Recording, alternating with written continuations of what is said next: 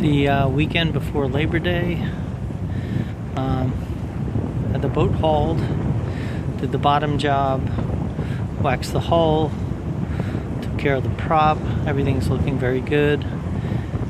Took a little nap over at the Liberty Landing moorings over by the city. Caught the East River at about 3 o'clock.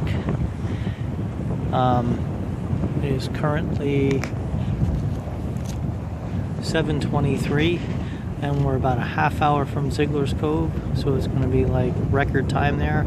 Wind has been from the north and northwest, 10 to 15 knots. Absolutely gorgeous.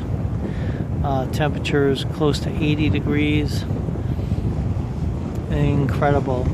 The sun is like going golden orange right now. So pretty amazing day on the Sound.